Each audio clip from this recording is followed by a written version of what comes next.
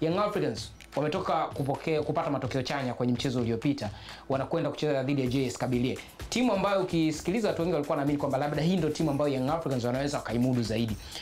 Morali ambayo wametoka nayo kwenye matokeo ambayo wamepata kwenye mchezo wa kwanza yanaweza ikawa na msaada wote kuelekea kwenye mchezo wao wa pili, na kama upo kwa namna gani?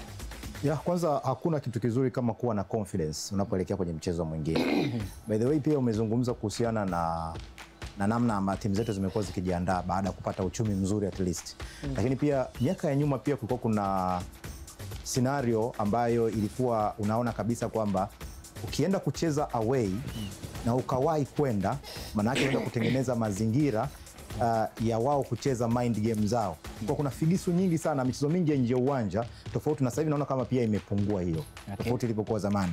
Ukifika airport unakaa masaa matatu, mangapi unasubirishwa, ukipewa gari na matatizo fulani au unapelekwa sehemu ya mbali, then mbali sana na uwanja, so siku ya mechi wachezaji wako mpaka tu wanatoka kwenye hoteli mpaka kufika kwenye uwanja wamechoka. Kwa hivi vitu vyote vilikuwa ni sehemu ya figisu ambazo zamani zilikuwepo. Kwa hiyo ukilikuwa unaweza kuwa una pesa ukawahi kwenda alafu ukachezewa michezo hiyo, pia ikawa pia ni shida vile vile. Lakini kwa sasa hivi ambapo timu zinajifanyia utaratibu wa kutafuta mazingira wao wenyewe kufikia, kwa hiyo imekuwa kidogo imepunguza yale mawazo kwamba tukienda tutafanywa figisu, tutafanywa hiki na hiki na hiki. Nafikiri pia kwenye mchezo wa Orlando Pirates na Lupopo mwaka huu umetokea pia lawama fulani kwamba kuna figisu, mambo mengi sana nje ya uwanja ambayo yalitokea.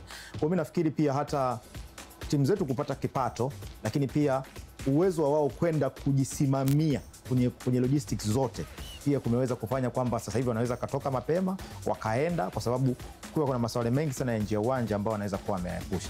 Lakini by the way ukienda kuangalia kwenye group lenyewe, umetoka kushinda mchezo dhidi ya Isfa ambaye by the way kwa msimu huu Yanga imekuwa klabu ya kwanza kuifunga Isfa.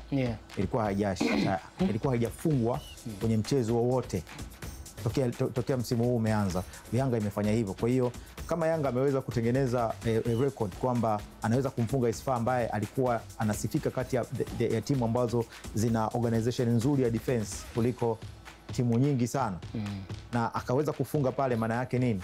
Anapata sasa confidence kwamba anaweza kaenda kule na akapata matokeo. Lakini pia timu ambayo anaenda kucheza nayo ni timu ambayo haitofautiana nayo sana levels. Swala la yeye kuwa na tactical discipline nzuri, na nafikiri kabisa kwamba wanaweza kupata nafasi ya kufanya vizuri. Simba na Betway together as one.